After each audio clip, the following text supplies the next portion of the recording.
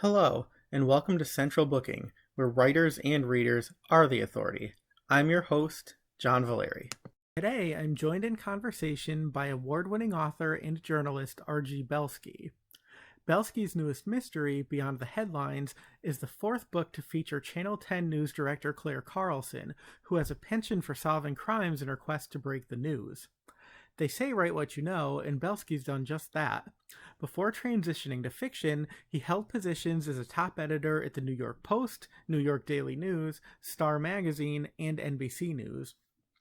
Not surprisingly then, his 14 novels, including a 4-book series featuring reporter Gil Malloy and the thrillers he writes under the pseudonym Dana Perry, have all taken place in the world of the New York City media. The Clare Carlson books have earned both a legion of devoted readers and critical accolades. The first, Yesterday's News, was named Best Mystery of 2018 at Deadly Ink, while Below the Fold won the Forward Indies Award for Best Mystery of 2019. In Beyond the Headlines, Clare travels from the Big Apple to Tinseltown to investigate Lori Bateman, a celebrated model and actress accused of killing her soon-to-be ex-husband, business mogul Charles Hollister. It's a story that not only calls on Belsky's former occupation, but his experiences as a veteran of the Vietnam War. Publishers Weekly gave the book a positive review, noting, Belsky casts a searing light on a television newsroom and the never-ending pressure to capture headlines and ratings. Readers will hope capable, hard-driven Clare returns soon. Now, let's go on the record with R.G. Belsky as he offers up the inside scoop on facts, fiction, and fame. Hey everybody, welcome to another episode of Central Booking. Today I am speaking to R.G. Belsky, who is the award-winning and critically acclaimed author of the Clare Carlson mysteries, the fourth of which, Beyond the Headlines, will be out on May 4th, which is just around the corner. Hello, sir. Welcome to the show. John, good to finally meet you, at least in this form. You know, we've talked, but we've never seen each other. And hi. Hi. It is nice to talk to you in real time, to see your face. It's funny how you have the impression that you know somebody, and then a couple of years pass and you realize that that's sort of true, but you've never had any kind of face-to-face interaction, and yet by virtue of technology, here we are. Well, I understand that there once was a time in history where people actually met in person, but I can't remember that anymore. So, but maybe someday that will happen. But I was going to say, I've heard this. I have vague memories. I think it was probably reality. And then I asked myself, maybe was it another life? But you meet someone and you do something. It was called a handshake. And someday we'll get back to that, right? Hopefully. All right, so I'm going to ask you about this great book. I mean, it is a page turner. Really enjoyed reading it, as I always do. But before we talk specifically about that, I just wanted to ask you, for people who haven't yet read the series, this is book 4. They do stand alone very much. There's always a plot that is unique to the book. But Clare Carlson, is the recurring character. And I'm wondering if you can sort of just quickly give us her background, because her personal and professional past are sort of inexorably linked, and that seems to be the bridge between the book, her past life, and how that lent itself to her first big story, which continues to progress. Right. If you could share that with us. Well, I should probably say first, for people who don't know, that I spent most of my life and career in the New York City media. I was an editor at places like the New York Post, the New York Daily News, Star Magazine, and NBC News most recently. And I met a lot of very talented, crazy, wild people in New York City media, and many of them were women. And so that's kind of Clare is this kind of combination of a lot of really fascinating characters, women characters that I have worked with over the years. And, in a nutshell with Clare, she really, you talked about the two paths, the career and the personal, and they're completely divergent paths for Clare. She's a terrific journalist, and the way I've written her, I hope. She's a terrific journalist. She's very smart. She's funny. She's honest. She's hardworking. She's the best journalist that you'd ever want to work with or have around. Her personal life, on the other hand, I've described it as basically a train wreck. She makes bad decisions about everything, men, romance. She's been married 3 times. And this is this is based on, real life people, and maybe a bit of my own life too, in which a lot of people in New York City media, the job is so overwhelming and so stressful, and there's so much pressure that you throw yourself into the job, and other parts of your life suffer, and I know it's this kind of ideal thing that someone, especially a woman, can have it all. I mean, they can be a great career, they can have a great marriage, they can be a great mother, they can do all this wonderful stuff. But the truth of it is that, that's not true for a lot of people, both men and women. You make sacrifices, and they may not always be the wisest thing. And so that's a lot of what I deal with in Claire. She is a mother. There's a whole storyline on that. She's been married numerous times, and and so that kind of weaves into what I hope to try and do is make her a real person that people care about, and part of that is making her imperfect, because you don't want somebody who's got everything. I've had people say to me, I love Claire, but man, there are times I would just like to just strangle her if she didn't. And I take that as a compliment, because you want that emotion from somebody. So when I write the books, like Beyond the Headlines, my number one priority is Claire. I mean, the story is important. You want the twists and all that, but I know what I like to read. And, if I'm reading Spencer or Philip Marlowe or whoever, I'm not really reading it so much for the story. I'm reading it for the character. And that's the kind of books that I like to write. Sure. And Claire is great. And I think one of the things I love most about her is she's, so aware of her flaws and her foibles, where, some characters really aren't, and you just want to throttle them and say, how can you think you're so perfect? But she's, she'll be the first person to admit her faults and kind of laugh it off. But I think it's great to get that awareness. I mean, we could talk for a whole hour about, creating a character, and because I just think it's so important, and the flaws, as I say, are such an important part of the character. I've gotten to know a bit the great Reed Farrell Coleman, another very well-known mystery author, and I was on a panel with him a while back, and he was talking about when he was writing the Jesse Stone series for, and I always thought this was fascinating. So after Robert Parker died, he wrote a number of the Jesse Stone books and really did a great job on them. They're terrific. And he said that, Jesse Stone was one of the more difficult characters to write. And the reason being because he was sort of perfect. He was good looking, he was tough, he was, had integrity. And most of all, when you read the Jesse Stone books, you thought of Tom Selleck from the TV movies, So, it's like, but nobody wants to read a book about someone who's perfect. So then you have to bring in the flaws. Well, he's got a drinking problem. He had a bad marriage. He had a baseball career that was tragically ended by injury and stuff like that. And I always just found that fascinating, is that no matter how likable the character is, you got to get those flaws in, because I know when I'm reading a book, that's what I'm relating to a lot is the character's flaws, because you see yourself in that. You're like somebody who's trying to deal with all these issues, and someone who's not perfect. Absolutely. And, she finds herself in incredible circumstances, but that sort of happens when you're part of the news media. So I wanted to ask you, pretend we're stepping quickly into an elevator and we're taking whoever is watching with us. If you were asked in a very, short trip up or down that space to pitch the basic premise of this book, what would you say? I'm not good at elevator pitches. It's about a woman who is a celebrity because she's a celebrity. Think Kim Kardashian, Paris Hilton. And she's married to a very wealthy man, and she's accused of murder, and Claire decides to prove that she's innocent. Followed by, after that, Claire isn't sure if she is guilty or innocent, and that becomes the rest of the book. Sure. And I wanted to ask you too, you mentioned this character, Lori Bateman. She's a model, she's an actress. Right. She actually, as a young child, had a different name. She came to America from Vietnam. Right. And then she becomes sort of the media darling. And you've, as you mentioned, covered, celebrity crime and, things like the O.J. Simpson trial. Yeah. And so I'm wondering, what do you think it is particularly about murder and misdeeds among the rich and famous that compel us, that compel you? And why is that something you wanted to, revisit in this book through Oh, well, I mean, there's a couple parts of that question, but first off, look, we're fascinated by crime. All of us are. That's why we read fiction. This is why we do. Why are there murder mysteries? It's crime is fascinating. Why are all the real crime shows on TV? Real life as well as fiction. And we're fascinated by celebrities, and we can't deny that. Everybody goes on and on. I mean, I would work at places like Star Magazine or even more recently, other places, and people are like, well, what?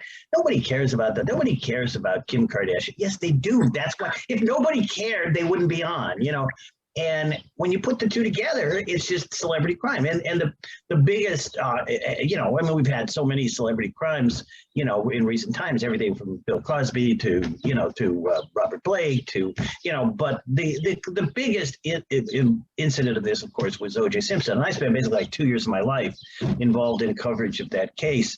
And so basically, Lori Bateman is kind of like drawn out. She's kind of like a female version of O.J. Simpson. She's a celebrity who goes on trial for a horrendous murder, and the opinion swings on an issue that doesn't always have to do with the evidence. Now, in O.J.'s case, it was race. Race became a part of that trial. In this book, it's the women's movement, Me Too, and so she's able to, draw upon that to try and get people to believe her story that she was being abused and things like that.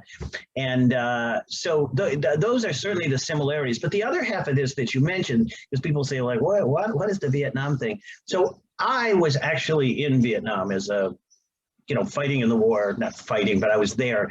I got drafted when I was very young, obviously. And so I spent a year in Vietnam, and I always wanted to write a Vietnam novel, and I never have and probably never will. But this is probably the closest, because I decided, well, I'm going to draw on a lot of so the victim in this case, the wealthy man, had been in Vietnam like 50 years ago. And many of the details about him in Vietnam, about where he worked and what he did there, are my details, because I drew upon my own thing to kind of do that. So that was kind of really interesting for me to do. So so basically this book is taking two major incidents of my life, the O.J. Simpson case and my Vietnam thing, and trying to put them together in a way that makes sense. So there is a logic to it when you read the book.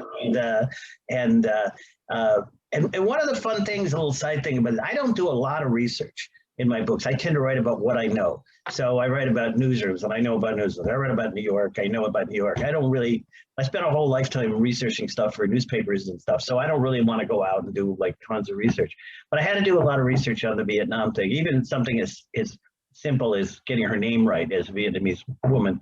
But one of the things in this had to do with what people were doing in Saigon back during the war, if you were like a young man of like 17 or 18. And did you go to college or what happened? And it was kind of crucial to the book.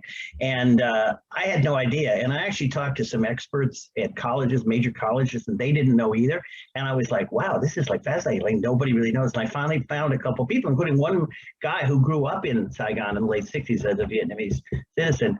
And the answer was that Vietnamese youth, they actually got deferments from the army to go to college, just like kids in America. And so that becomes a part of the backstory to this.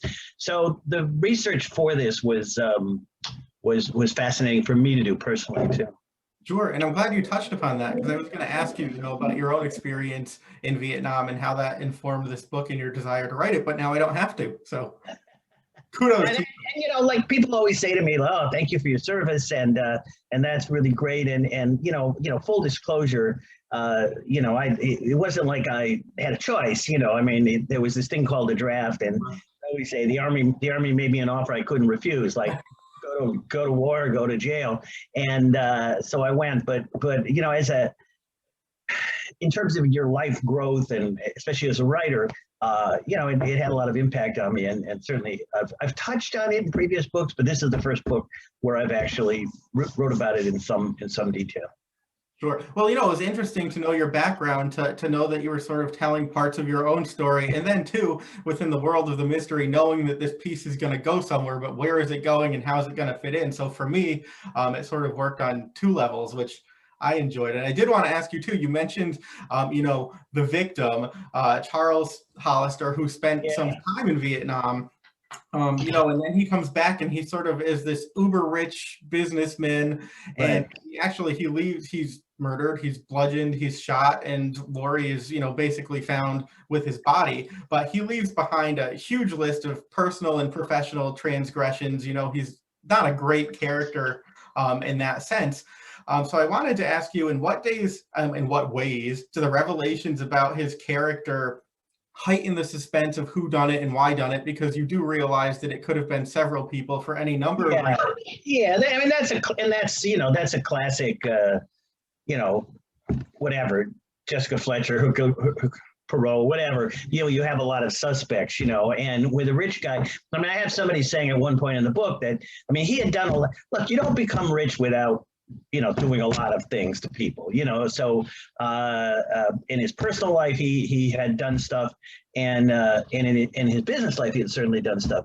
And one of the things he's doing before he dies in the book is he's been looking back at his life, because he's now like an older guy. And you begin to realize that when he was younger, when he was in Vietnam, he was a different person, and he's was dealing with all that when he was murdered. But I also have somebody saying in the book, which is true, especially in today's day and age. I mean, we tend to really hate the rich for being rich. So, I mean, you can hate someone because they do stuff you don't like, well, I spent a lot of years working for Rupert Murdoch, who I will tell everyone was probably the best boss I ever had. I've had a great experience. This was 25 years ago. But, there's a lot of people that dislike Rupert Murdoch because of his political views or whatever. But there's a lot of other people just dislike him because he's rich, so I try to deal with that. So I thought he made the perfect victim, because there's no sympathy for this guy, really. He's this rich guy who's had people, he's got all these enemies. And that's why there is a sympathy for the wife, who's beautiful and is basically saying, that my life wasn't what you thought it was with him. And so there's a lot of sympathy for her. And what I try to do for much of the book, after you set that up, is Claire has to look past all these different things. The fact that the victim wasn't necessarily a particularly nice guy, the fact that the Laurie Bateman is this sympathetic, beautiful woman, and very famous and popular, and she has to actually look at the evidence and sort through the evidence. And that's not always easy to do. I was just thinking, as we've said it with the OJ trial, and your friend, your author friend, had to deal with that in the OJ thing, which is to get rid of all the sideshow stuff and try and deal with the evidence. In the end, the jury didn't do that, but that's kind of in some ways what Claire is doing here. Sure. And for anybody who didn't get that reference, my friend here is talking about Marcia Clark, who is now a terrific crime writer. So if you haven't read her fiction, you should, because it's terrific. But what I wanted to say to you, and you sort of touched on this, what I really appreciated about this book is, some of the things that you did with it, because you have this Charles Hollister character who initially is not sympathetic at all, whereas, Laurie Bateman is very sympathetic. And then you do a big twist and you actually, you humanize him and you give him some redemptive qualities.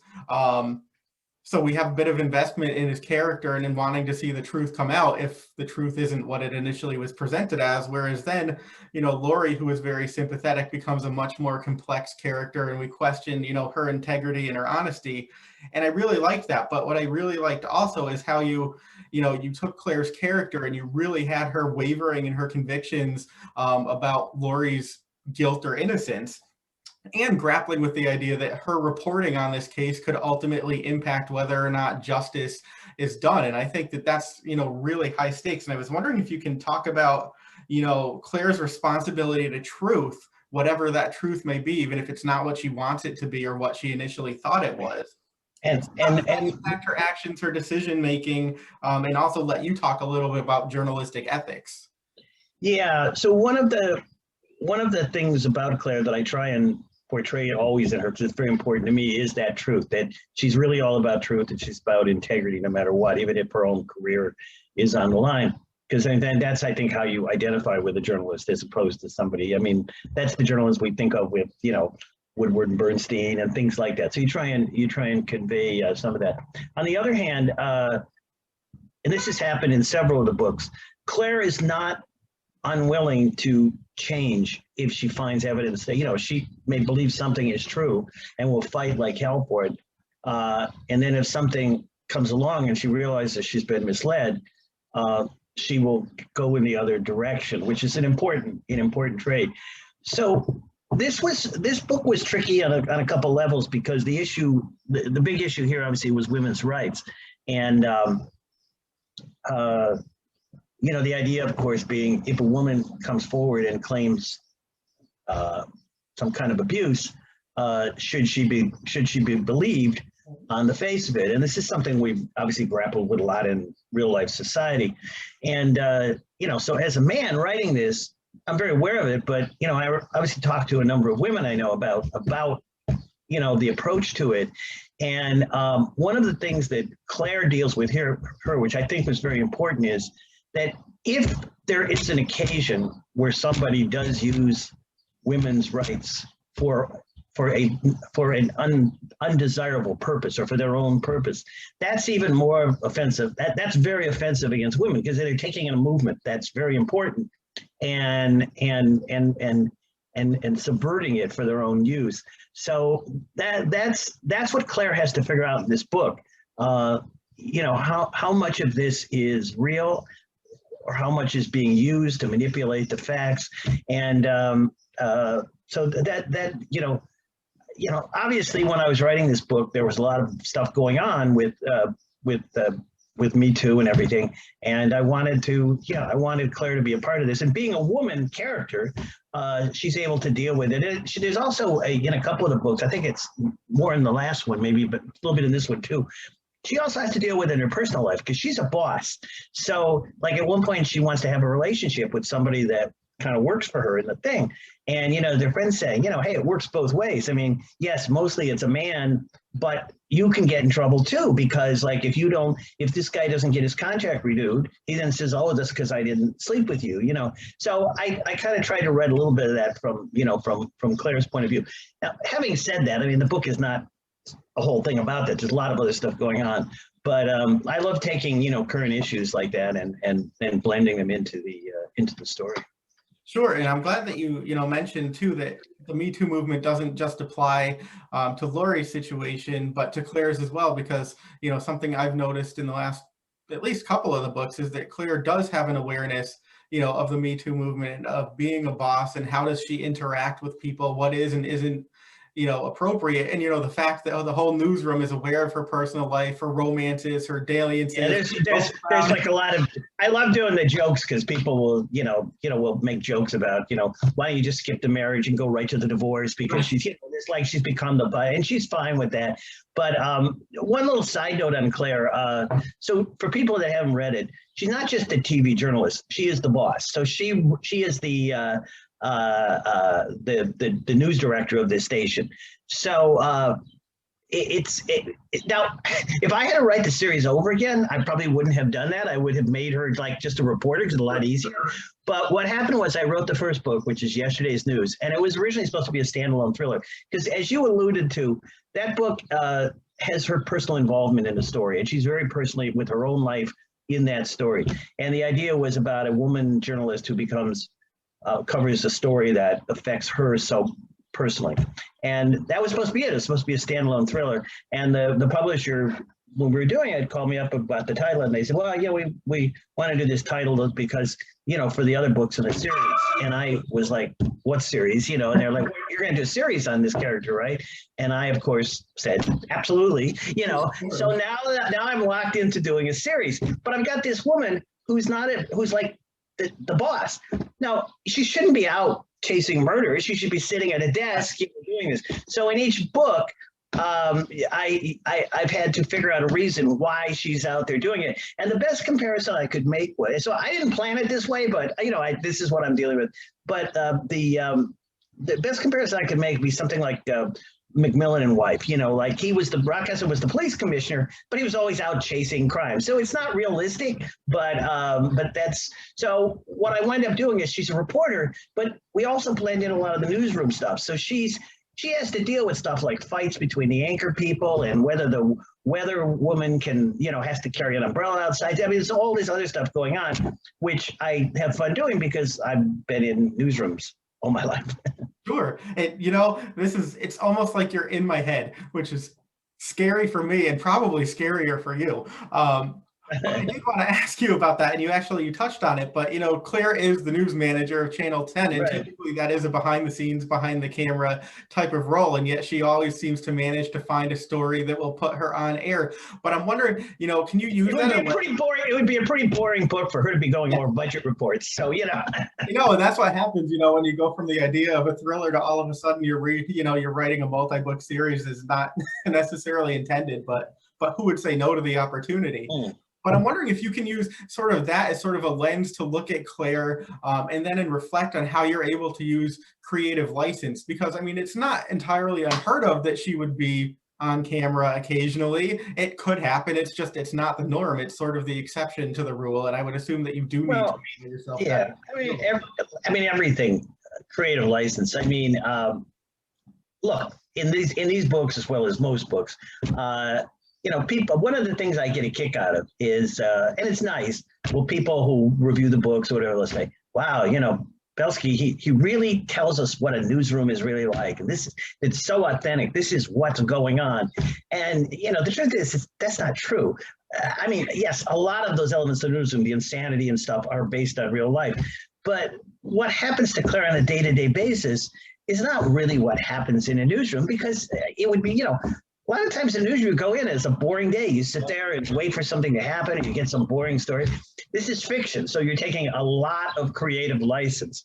And the one example I've used this at various conferences, and maybe you can think of one, but I can't. I've been in journalism for, like 40 years or whatever. And in all that time, I've never known not one reporter who ever solved a murder on their own. You know what I mean? I mean, you work with the cops or whatever, but I've never heard of a reporter solving a murder. Claire solves a murder in every book. So does, it's just what you do. It's creative license, and there was always the famous Raymond Chandler story about PIs. Like when somebody wrote a bad review of Philip Marlowe once, and they said, oh, he's not a realistic PI. Real PIs don't get hit over the head every time they walk in a room or get beautiful blonde clients every day. And Chandler's response was, no, you're absolutely right. It's totally unrealistic. But if I wrote about what a private investigator really did, going over divorce papers, whatever, absolutely nobody would read me, And I think about that like when I'm doing Claire. I mean, this is not what happens in a TV newsroom, but there's elements of it. And I'm making, I don't have a lot of downtime where she's sitting doing a crossword puzzle or something, Right. So.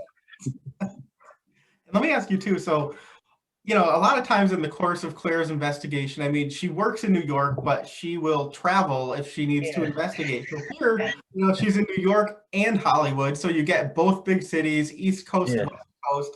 I'm wondering if you can, talk about that. Why did you want to go to LA? And then generally, how do you see setting as it relates to story? And I will say that people, who miss New York pre-pandemic, I think will really enjoy this book because it takes place, during the hustle and bustle of Christmas time, and it really reminds you of better days. Yeah, Christmas in New York, is always one of the most beautiful times. Fifth Avenue and things like that. So the Rockefeller tree, and so it does. Well, it's interesting in all my books where she travels, and she's traveled.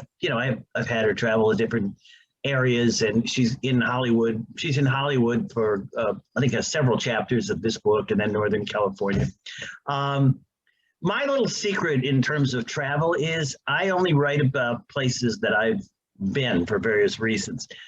Because again, there's the research issue. If you're writing, if I had her going to, I don't know, I'm trying to think of someplace, Denver. I've never been to Denver. I would have to do a lot of research about Denver.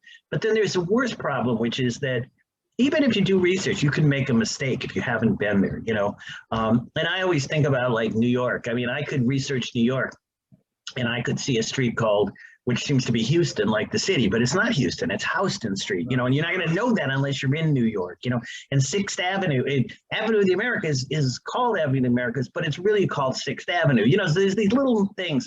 So Whenever I go somewhere, like if I go to BoucherCon in New Orleans, or I go to to Raleigh or something for someplace, those cities will sometimes make an appearance in my book because I've been there. I spent a few days there. I've got a little bit of the feel of the city.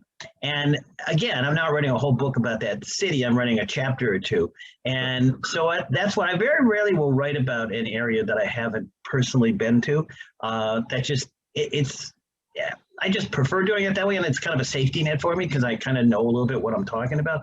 But the LA thing is special because I spent 10 years as news editor of Star Magazine, and our main offices were out in LA. Now I was in New York, but I would go out there and spend a lot of time, out there. And and of course, it's also such a fertile, great thing to write about because you've got the Walk of the Stars and you got all the stuff that's going on there.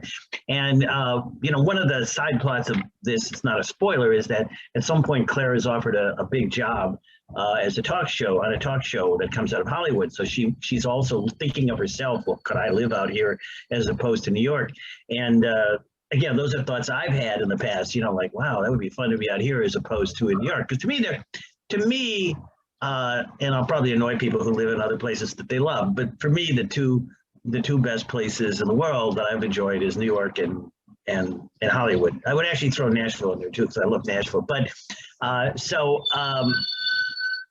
yeah, it was fun to write about that, to have her go to LA. But she goes to LA, so when she goes to LA, she's not like in New York, she's a New Yorker. She gets everything about it, When she goes to LA, she's like kind of more like wide-eyed, like, oh wow, look at this. She's a little bit more like looking for the celebrities and a little bit more like the tourists. And basically that would be me. So that would be most of us. All right, so let me ask. You have no idea. You have no idea how starstruck when I would go to LA, and people who live there, of course, they're used to seeing celebrities every day of their life, And I would go there. I remember I went to a restaurant once, and I was with somebody, and I went, "Oh my God, it was Pat Sajak at a table." I said, "What is Pat Sajak?" And they're like, "Who cares about Pat Sajak?" But to me, it was like amazing, Yeah, and right. I mean, it's. If you spend any time in LA, you almost never go to a restaurant and don't see somebody, But my level of being impressed is very low. It doesn't take much of a celebrity to. No offense, Pat Sajak. My wife would be very happy to run into you in a restaurant. Yeah. I got excited seeing Larry King one time, So. No, it's so true. And you show up wide-eyed, and you just expect that you're going to run into him, the restaurant, the street corner. Yeah. So switching gears a little bit, just to hit on more general territory, we talked a bit about your previous career in media, and it's print, online. You've done worked in on-air journalism behind the scenes. So the skill set that you developed there, I'll ask you the opposite of this question in a minute, but that skill set that you have, what did you find to be the most transferable from doing that to transitioning to writing crime novels? Yeah, that's an interesting transition. I think it's just being, the one advantage is also the disadvantage, and that is that I think I know how to tell a story directly and quickly, and you spend a whole lifetime figuring out how to put stuff in the lead of a story and get people's attention, and so I do a lot of that in my books. I think my books are not. I think my books are pretty fast reads. I try and keep moving. I don't have a lot of long paragraphs of description, and so it's very much like running a tabloid or something to a great degree. So I think when people say to me, "Oh boy, I think you made a reference earlier, it's a real page turner." Well, that comes from my tabloid background, that you've got to keep it moving. You got to keep people's attention. I'm not writing just for myself. I'm writing to make, and sometimes I'll be writing something, I'll be like, yeah, I don't think, I got to just keep it going. So I think as a storyteller, that really helped me, and being able to focus in on what the main point is and not wander around and all that stuff, which, a lot of people who in fiction, sometimes you read a book and you be like, oh my God, just get on with it. But it also was a disadvantage, because the one criticism I got from editors and agents and stuff when I started writing is, hey, you got to slow down. You're going too fast, And if you think about it, I've spent my whole life basically doing, like a 12-inch story in which all the facts are in the lead, and then you do like 10 more, 11 more graphs. If you do that in a book and you put all the facts on the first page, you don't have a mystery, So I really had to learn how to hold back stuff and then, and then parcel it out throughout the book. But I think I still, more than most people, I write what, whether or not you like it or not, I think it's fast moving. I never want people to be bored by it. I use a lot of dialogue. I don't use a lot of description. I don't go on for 2 pages about a sunset or something like that. I kind of, and I mean, there are people that do that wonderfully, but that's not, my books are very, I think they're very, very dialogue heavy. I mean, I started out by reading, I read a bunch of mysteries when I started out, but certainly started out with Chandler and then, then got into, Parker and Spencer and they're all about dialogue. I mean, it's the quotes, the back and forth and the banter, and that's what I try and do. I mean, the one person who combines them maybe the best is, I think, Michael Connelly, because he's got the character, and he's got the dialogue, but he's also got a real stories too. And so to me, he's sort of the top of the game right now. But like you read all the Spencer books, I mean, his stories aren't very interesting, but you love the character, So. Sure. And, I'm glad that you mentioned some of that, because I remember you telling me, maybe this was last year when we spoke, but what I found interesting is, people assume that, yes, if you're a journalist, you know how to tell a story, you know how to meet deadlines, you know how to deal with the fact that you can't afford to have writer's block because something needs to appear. Yeah, exactly. That's a big thing. That is a big thing. That's very important, and I have said that to people. I know a lot of writers. I mean, I know people who spend like 8 years on a book. I mean, I sit down and write a book generally within a period of several months. I mean, it can take a year, but like this past year, I've written. I have not only this book coming out. I also write thrillers under the name of Dana Perry for another publisher, and so I have like right now I've been doing three different books within like a year and a half. And so, yeah, and I like that. It's kind of like a deadline, and I'm used to that from newspapers. And look, I know I'm a lot different. Look, there are many writers who are much better than me at many, many things. But one thing I'm really good at is meeting deadlines. And I've had situations where, like some publisher will say like, in the summer is like, is there any way at all you could have this done for us by a year from September? And I'll be like, I could have it this September if you want it. Just give me a date, because I'm used to that. I'm just used to like, and to be honest, I prefer it, because a lot of writers, they'll sit and you don't have a deadline, you procrastinate over it and everything. I basically, I sit down and I write it, and I know that I'm under pressure to write it. And then when I'm done, I go back and I try and get it in shape that, and I find that generally when you do that, it actually works out better than you thought it was when you were writing it. And sitting down and actually putting the words down, either on a computer or in my case on paper, because I write them out first. That's really, to me, that's one of the most important things about being an author. It's just getting, even if the words aren't great, getting them down there, and then you go from there. Sure. And I think sometimes, the quicker you write something, the more you sort of maintain that narrative suspense. Whereas if you sit with it for a year, it can be lagging. But I also like on the flip side of your commentary about what you learn versus what you don't in a newsroom. And I'll never forget you telling me, that the most difficult thing was learning to take a story idea and extend it to book length, because you're so used to telling something in short form that you have to teach yourself a different, kind of writing, so that the mystery is not over in the, space of a short story or a novella. But also, I just wanted to point out that, as I said, you were in my head. If you'll see here, my next question for you was about Dana Perry, and you're just right there. But I did want to ask you, you do write thrillers under a pseudonym. It's not a secret. People know this about you. Right. But for people who are wondering, why a pseudonym, can you tell us, what the thought process was into deciding to write, under that name as well? Because it's not like you're writing a completely different genre. Dana Perry doesn't write erotic romance; she writes thrillers. So can you tell us about that? No, I have no idea why that decision was made. I wish I could. And also, Dana Perry is not her; it's he, it's me. Because one of the things that I was, was very adamant about that was like, I don't want, I mean, Dana can be a man, Dana Carvey, Oh, true, yes. And I didn't want to be suggesting that I was, because a lot of issues about that. I don't want to be suggesting I'm anybody other than I'm not. And so if you read the bio of Dana Perry, it says who I am. I mean, it says R.G. Belsky, who writes under this pen name. Yeah, it's. I know this will shock you in terms of the publishing industry, but it's like a marketing decision, that has nothing to do with me, and I don't really know all the things about it. But the bottom line was, I was writing this series for about Clare, and I write these for Oceanview, which has been terrific. And then I came up with this other book, which I thought was a standalone, and my agent wound up showing it to this company in London called Bookager, big company, great company. They do a lot of online stuff, but it's very big in the States now too, I think. And they're very marketing oriented. And they're much more than my American publisher.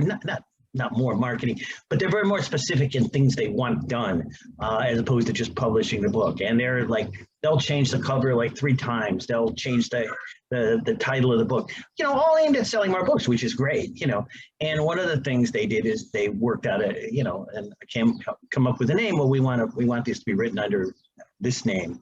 Again, being a newspaper guy and taking orders from editors, and my response to all this is, sure, whatever you want, I'm happy to do it. The other issue that comes up, which is useful for having the other name, is you don't want to be competing against yourself, So right now, like I have this book coming out as R.G. Belski. In June, there's a Dana Perry book coming out, and that's promoted on a whole different level. And I don't do a lot of these things for that because it's much more online as Dana Perry. But I think it would be more confusing, which is why I don't like talk a lot about Dana Perry in these interviews, because it's just a little confusing to people. I mean, basically, I'm R.G. Belsky, and that's what I'm selling myself as. But there's these other books which hopefully sell on their own by Dana Perry, and the Dana Perry book is actually called Her Ocean Grave, and it's actually set in another one of my favorite places in the world, which is Martha's Vineyard, and where I vacationed many years, and so I have a small town cop there. But so that's the Dana Perry thing. But yeah, I mean, obviously, the Clare Carlson books are the ones with my name on it, and those are the ones that those are the ones, yeah, and you really fall in love with your character, and people say to me like, well, how long are you going to keep writing Claire, and I'm like, as long as people want to read it, because I love I never understand that, like when people are like, oh, I'm going to go on to like, if you get something that you like and people like, and and she's fun to write about. It's one of the things with Claire, she's got I guess I would just say she's got a big mouth, right? And she says a lot of inappropriate things. And she's got like there's no filter on her mouth. And it's kind of, make comparisons, it's kind of like Larry David or something on Curb Your Enthusiasm. When you watch it, it's like, wow, I wish I could say things like that. And I can't say things like that in real life, but I have Claire doing it. And somebody, I think Ace Atkins, who writes the Spencer series now, told me that, and I interviewed him once recently, and he said that Robert Parker always said that Spencer says things to people that you wish you after you left the person, you think, oh, I should have said that. Spencer does it at the time, and that's it. I like try and do that a bit with Claire. I like that about her. She reminds me of my mother. So I will wind this up. A couple more questions for you, if you don't mind, before we go. But I'm here. Thank you for indulging my curiosities. I always appreciate that. But I wanted to ask you, obviously, we've all gone through very uncertain times in the last year, and I know that you're a writer who actually, really is energized by the activity and sort of chaos of the Yeah. environment around you, and that you're a product of working in newsrooms. So can you tell us a little bit about how you adapted to the new normal of sort of having to write in Yeah. lockdown, which is very different from your normal process? Yeah, it's obviously lockdown is very difficult for all of us on different levels. I spent the first the worst part of lockdown, a year ago, here in New York City, where we were in the worst shape in the world, and I mean, literally couldn't leave your apartment for a week or two, except to go to the grocery store. And a lot of people say, "Well, at least you have a lot of time to write. It's good for your writing." Well, not for me because I've never written inside. I mean, I have like a nice office and stuff, but I never write in my apartment. I never write at home. I always write outside. There was a place in New York called the Writers' Room, which I would go to each day, which, what it sounds like a bunch of writers who would gather and write. But I write a lot in coffee shops in New York. I've written at the beach. I've written in bars. I've written on the New York City subway. And yes, I think it goes back to the fact that I spent my life working in crazy newsrooms and working in like by myself in quiet is not conducive to me writing. Now, obviously, I've had to do some of that, but I miss that ability. Now, fortunately, once the weather got nice, and I spent a lot of time in New Jersey, outside New York, and I was able to work outside there a lot, either in my backyard or going into town and sitting at a table with coffee or something like that. But then when the winter came, you were back in the same situation, so, all the places that I normally would write, I can't write now, which is going to I spent lifetime at the corner coffee shop, writing. And so that's a problem. And then the promotion part is a problem too, because on the one hand, I never heard of Zoom until, a year ago, and now we're all doing this kind of thing. And so that's nice, but I miss so much the contact with the readers, and going to conferences, going to bookstores, that the idea of one-on-one, relationships with readers, and especially with a character like Claire, there are people who will come up to you at a bookstore, and they've read every book, and it's like they know more about the character than I do, and that's great. And I've had people say to me, you made a mistake in book because she was married, and I was like, no, and they would be right. You'd go back, oh my God, like this person, and I miss that. So and I miss the relationships with other authors because. For years I had all these friends in the media business, but in the past few years I've met a lot of wonderful, talented authors who are also become good friends. And, it's great. It's great to have friends who do what you do, and you can kind of like talk about sports, you can talk about anything, but you can then talk about writing. And so I miss that. So it's certainly, it's been much more negative than positive, but yeah, you do, like all of us, you do what you do, and I've managed to keep writing, and managed also to keep doing these kind of things with in terms of promoting the books. Sure. All right. So crafty question, because people always like to get some words of thought. So I want to ask you, in terms of a creative or writing life and looking back on your career, what is the best advice that you think you've ever been given? And then the best advice that you were never given and had to learn for yourself? Well, the best advice, I don't know if it's advice. I mean, the number one rule I would tell anybody, and people always ask, oh, I want to write. Everybody in the media wants to write a novel, and so people say, well, how do you do it? And I say, it's real simple. You sit down and you write. That's what you do. And like, I know, but no, sit down and write. That's what you do. And I know that sounds simple, but it's the advice given by, there's an author, I don't know if you've ever heard of him, from New England, called Stephen King. And yeah, I don't know. He's written some books. I don't know. And but his book on writing, which is a must for probably any writer. And I have to tell you, when I started writing, not only reading mysteries back in the 70s, I read every Stephen King, from Firestarter to the Salem's Lot and all those. And it was a great inspiration. But he's he basically, when he expands that a little bit, he says, you want to be a writer, there's two things you got to do. You got to write. You got to write every day. I think he's got 2 days a week, 2 days in the year he doesn't write, his Christmas and his birthday. And I've written on both. But he's like, no, you just write every day. And the other big thing which he talks about is reading. You got to read. You can't be a writer. You can't say I don't have time to read. You got to read. When I started writing, before I wrote my first book, I would, I talked about Chandler, I've talked about Parker and Spencer. I read like every Agatha Christie book. I read Mary Higgins Clark. I mean, different kinds. I read, one of the great under-recognized authors, Ross MacDonald. Read all the Ross MacDonald books. They're wonderful, And then I got into Michael Connelly and I read all of Michael. And I'm like, when I get somebody, I literally read every book they've ever done.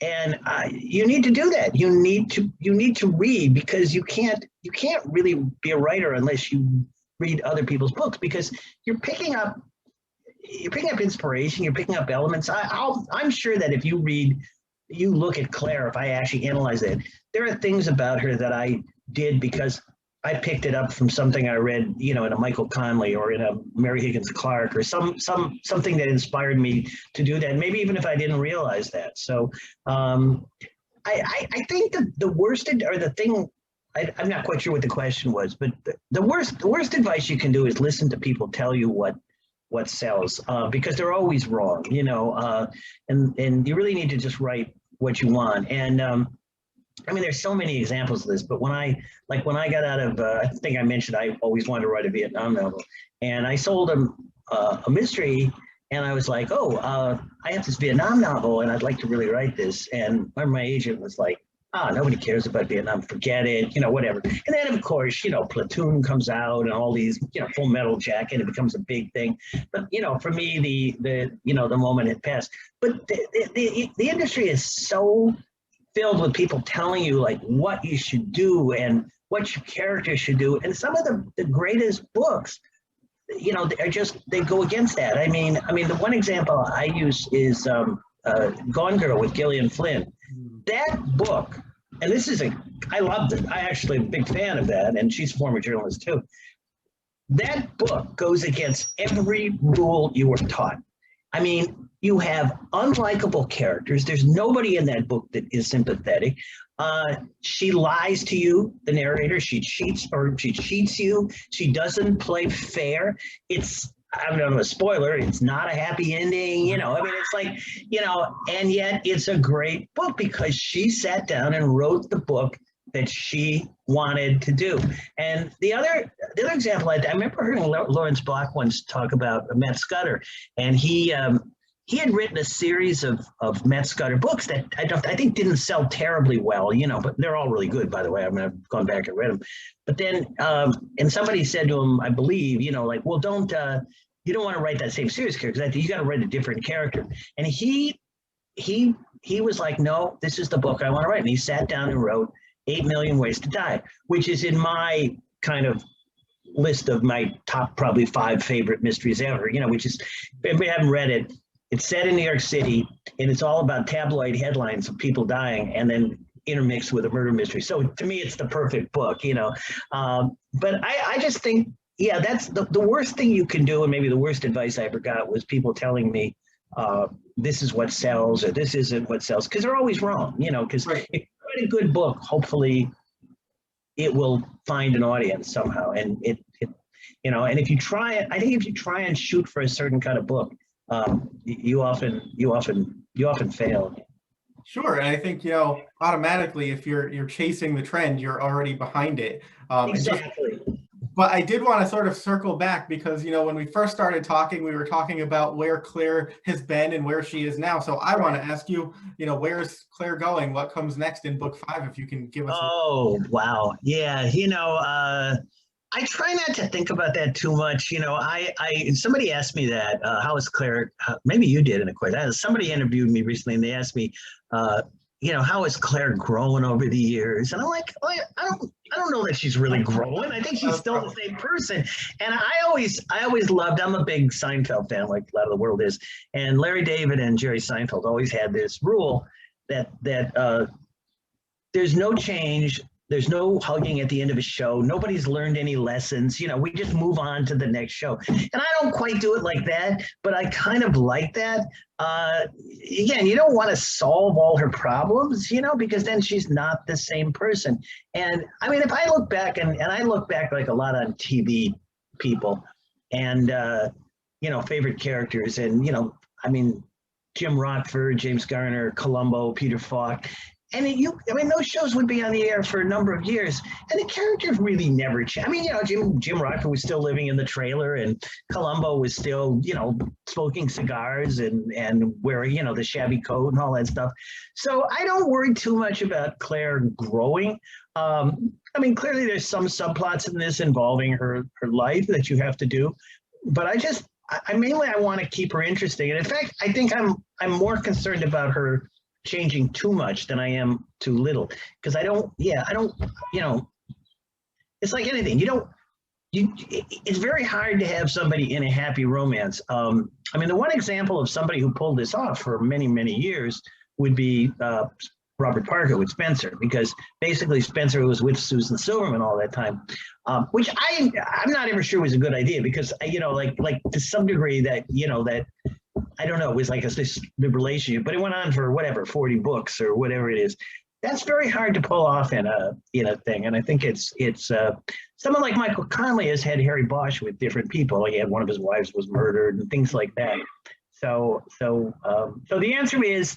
I think a lot of things about Claire, but I want to keep her interesting, and I want to keep her fun, and I'm not that worried about that she discovers the meaning of life or anything, or changes dramatically.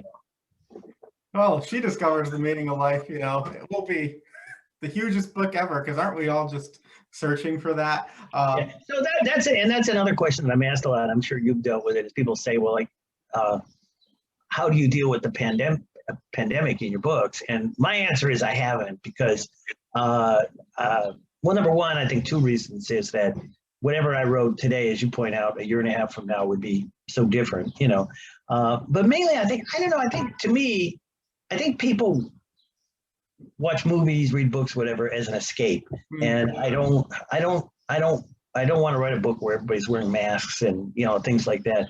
So and I think probably a lot of people feel this way. So I don't deal with it in any way. I mean, I'm hoping by the time my next book comes out, it's just a bad memory for all of us. But that's that is a question that's asked a lot about how to. And I wouldn't even begin to know. I mean, because otherwise the whole book becomes about that. And again, I think to me, you're reading it for escape. No, I agree. I think that the greatest gift that writers give to us readers is that escapism. And I know that I've really fallen into reading even more so than usual during the pandemic, because it does transport you to a different place where, yes, there are problems, but they're not, my real life problems, even if, it's bodies. And it's the same with this whole watching Netflix or Amazon Prime and all that we do. Most of the shows we're watching aren't about a pandemic. They're shows that have been done beforehand, and they're just people dealing with with real life things in the previous life, So, So I mean, I in terms of the writing, there is no pandemic in my books, So it's a nicer world, actually, Sure. Well, hey, on that note, if you want some entertainment and escapism, you have to check out Beyond the Headlines on R.G. Belski. It is out on May 4th, but you can. Yeah, and I would just add one thing. So it's out in hardcover as well, obviously, as an ebook.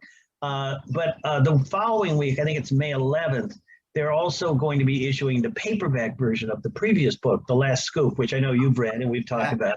And that would be book 3. So that came out last year in hardcover, but there'll be a paperback version of that on May 11th. And then of course, the hardcover. And, you made the point earlier, like, look, in an ideal world, you would start with the first Claire book and read through. But you don't have to. I mean, you could pick up this one and the story. I mean, there are going to be references to stuff that happened in the past, but I've tried to write them so they all work as standalones. They absolutely do. Well, thank you, sir. It was great to talk to you in real time, and I'm looking forward to doing it maybe in person one of these days, if we can be so bold as to predict that. Absolutely. It'll be a pleasure, John. Thank you. That's it for this episode of Central Booking. Thanks for watching. and be sure to subscribe to our channel so you don't miss a thing.